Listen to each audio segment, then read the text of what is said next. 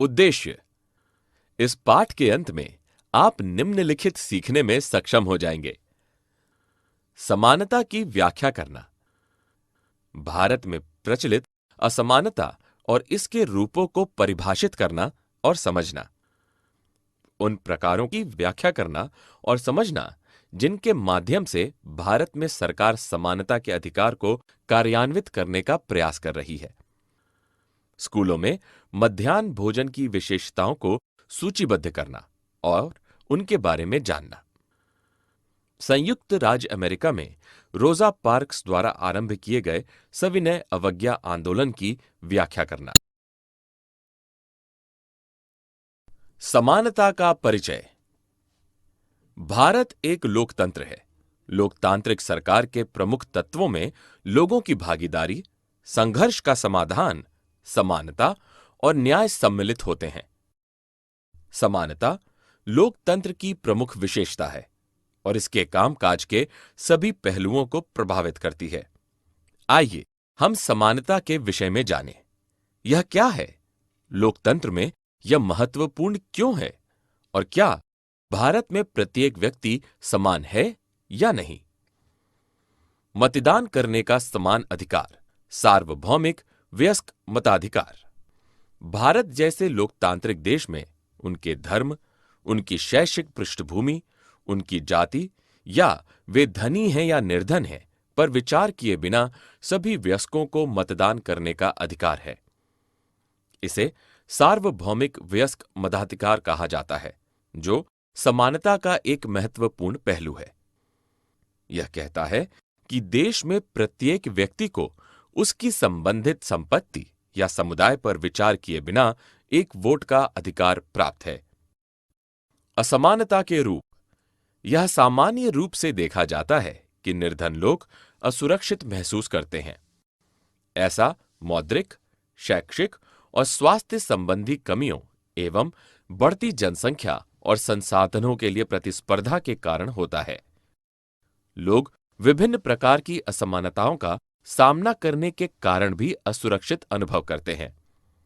ग्रामीण भारत कठोर जाति व्यवस्था से उत्पन्न भेदों का अनुभव करता है। यहां तक कि शहरी भारत में भी इस प्रकार के भेद देखे जाते हैं। समाचार पत्रों के वैवाहिक स्तंभों से यह स्पष्ट होता है। दलित ऐसा शब्द है जिसका अर्थ होता है कुचला हुआ या टूटा हुआ, और निचली कहे जाने वाली जाति के लोग इस शब्द का इस्तेमाल यह संकेत देने के लिए करते हैं कि पहले उनकी दशा कैसी थी और किस प्रकार उनके साथ आज भी गंभीर भेदभाव किया जाता है। असमानता का दूसरा रूप धर्म संबंधी मतभेद के कारण अनुभव किया जाता है। भारत की बहुसंख्यक जनसंख्या हिंदू है। कभी कभी अल्पसंख्यक होने के कारण दूसरे धर्म के कुछ लोग बुरे अनुभवों का सामना करते हैं। इस प्रकार जिस जाति में हमारा जन्म हुआ, जिस धर्म का हम पालन करते हैं, जिस वर्ग पृष्ठभूमि से हम संबंधित हैं, हम पुरुष हैं या महिला आदि जैसे तथ्य प्रायः इस बात का निर्धारण करते हैं कि कुछ लोगों के साथ असमान व्यवहार क्यों होता है। मानवीय गरिमा। मानवीय गरिमा का अर्थ है जो आप हैं उसके लिए महत्व और सम्मान दिया जाना। सभी पृष्ठभूमि के लोग समान सम्मान और गरिमा के योग्य हैं।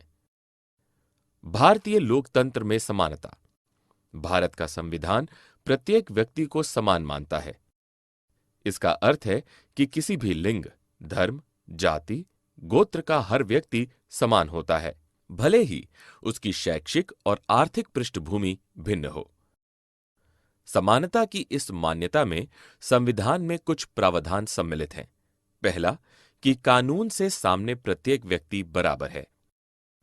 इसका अर्थ है कि देश राष्ट्रपति को भी इसी कानून का पालन करना है। दूसरा, अपने जाति, धर्म, रंग, लिंग या जन्म स्थान के आधार पर किसी व्यक्ति विरुद्ध भेदभाव नहीं किया जा सकता। तीसरा, प्रत्येक व्यक्ति को सभी सार्वजनिक स्थानों की पहुंच प्राप्त है। सभी नागरिक दुकानों, सार्वजनिक रेस्तरां, होटल और सार्वजनिक मनोरंजन के स्थानों पर जा सकते हैं। अस्पृश्यता का उन्मूलन कर दिया गया है। सरकार ने इस गारंटीकृत समानता को पहले प्रत्येक व्यक्ति के समानतापूर्ण व्यवहार प्राप्त करने के अधिकार का संरक्षण करने वाले कई कानूनों के माध्यम से कार्यान्वित करने का प्रयास किया है। दूसरा, सरकार के माध्यम से ऐसे वंचित समुदायों और व्यक्तियों जिनसे कई सदियों से असमानतापूर्ण व्यवहार किया जाता रहा है, उनकी सहायता करने और उनके जीवन को सुधारने के लिए सरकारी योजनाओं को स्थापित किया गया है। भारत सरकार द्वारा 15 अगस्त 1995 को संपूर्ण राष्ट्र में स्कूली आयु के बच्चों की पोषण स्थिति सुधारने के लिए बच्चों को पका हुआ भोजन उपलब्ध कराने हेतु मध्याह्न भोजन योजना आरंभ की गई थी।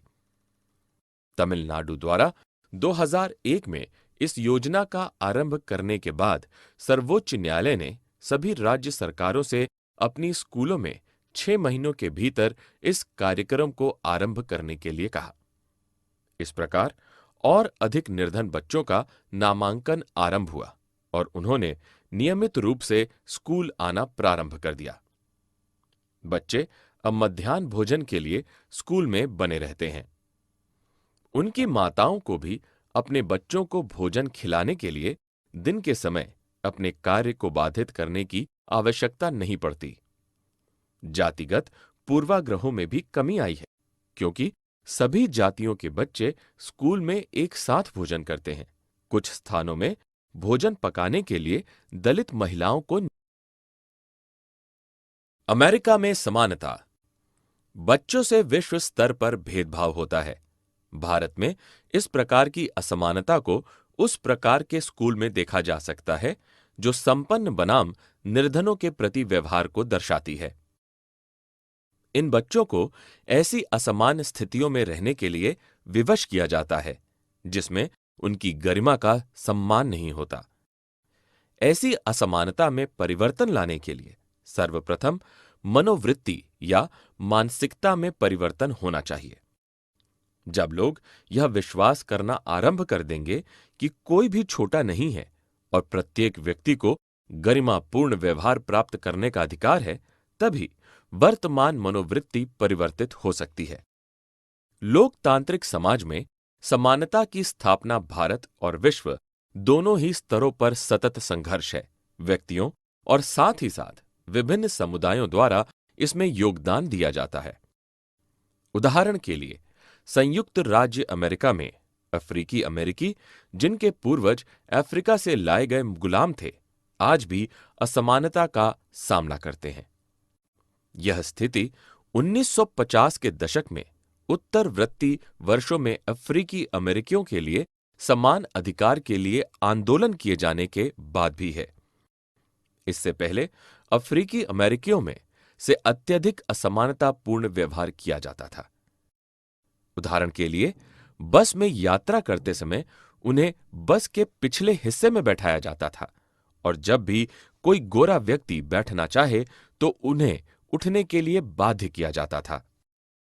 1 दिसंबर 1995 को दिन भर काम करने के बाद थकी हुई रोजा पार्क्स नामक अफ्रीकी अमेरिकी महिला ने बस में अपनी सीट एक गोरे आदमी के लिए छोड़ने से मना कर दिया। उस दिन उसके इनकार ने अफ्रीकी अमेरिकियों से किए जाने वाले असमानतापूर्ण व्यवहार के विरुद्ध भारी आंदोलन आरंभ कर दिया और जिसे नागरिक अधिकार आंदोलन के रूप में जाना गया। 1964 के नागरिक अधिकार अधिनियम ने जाति, धर्म या राष्ट्रीय मूल के आधार पर भेदभाव का निषेध किया। इसने यह भी कहा कि सभी स्कूल अफ्रीकी अमेरिकी बच्चों के लिए खुले होंगे और उन्हें विशेष रूप से उनके लिए स्थापित किए गए स्कूलों में पढ़ना नहीं पड़ेगा। लेकिन इसके बाद भी अधिकतर अफ्रीकी अमेरिकी देश में सबसे निर्धन समुदाय में आते हैं। वे केवल ऐसे सरकारी स्कूलों में प्रवेश ले पाते हैं जिनमें कम सुविधाएं हैं और शिक्षकों की योग्यता कम है, जबकि गोरे बच्चे या तो निजी स्कूल। सारांश: हमने जो कुछ सीखा है उसे संक्षेप में दोहराएं। भारत जैसे लोकतांत्रिक देश में सभी वयस्कों को मतदान करने का अधिकार है, चाहे वह किसी भी धर्म, शैक्षिक पृष्ठभूमि, जाति के हों या धनी या निर्धन हो। लोग असुरक्षित अनुभव करते हैं क्योंकि वे विविध प्रकार की असमानताओं का सामना करते हैं। ग्रामीण भारत में कठोर जाति व्यवस्था के भेदभाव अनुभव किए जाते हैं। यहां तक कि शहरी भारत में भी इस प्रकार के भेदभाव विद्यमान हैं। दूसरे प्रकार के असमानता धर्म के आधार पर उत्पन्न भेदों से अनुभव की जाती है। जब लोगों से असमानतापूर्ण व्यवहार किया जाता है तो उनकी गरिमा का उल्लंघन होता है। सभी पृष्ठभूमि के लोगों को एक समान सम्मान एवं गरिमा का अधिकार है। भारतीय संविधान प्रत्येक व्यक्ति को समान मानता है। इसका अर्थ है कि देश में सभी लिंग, सभी जातियों, धर्मों, जनजातियों, शैक्षिक और आर्थिक पृष्ठभूमि के लोगों को समान माना जाता है। सरकार ने इस गारंटीकृत समानता को सबसे पहले समानतापूर्ण व्यवहार प्राप्त करने के प्रत्येक व्यक्ति के अधिकार का संरक्षण करने वाले कई कानूनों के माध्यम से लागू करने का प्रयास किया है। दूसरा, इसे ऐसे वंचित समुदायों और व्यक्तियों जिनके साथ कई सदियों से असमानपूर्ण व्यवहार किया जाता रहा है, उनकी सहायता करने और उनके जीवन में सुधार करने के लिए स्थापित सरकारी कार्यक्रमों या योजनाओं के माध्यम से। मध्याह्न भोजन योजना ऐसी ही एक सरकारी योजना है जिसे सभी प्राथमिक विद्यालयों में बच्चों को पका हुआ मध्याह्न भोजन प्रदान करने के लिए आरंभ किया गया है। 2001 में तमिलनाडु द्वारा अपने स्कूल में आरंभ करने के बाद सर्वोच्च न्यायालय ने सभी राज्य सरकारों को इस कार्यक्रम को 6 महीने के भीतर अपने स्कूलों में आरंभ करने का निर्देश दिया था। वैश्विक स्तर पर बच्चों से भेदभाव किया जाता है। इन बच्चों को ऐसी असमान स्थितियों में रहने के लिए विवश किया जाता है जिनमें उनकी गरिमा का सम्मान नहीं होता है। लोकतांत्रिक समाज में समानता की स्थापना करना भारत में और वैश्विक रूप से भी निरंतर संघर्ष है।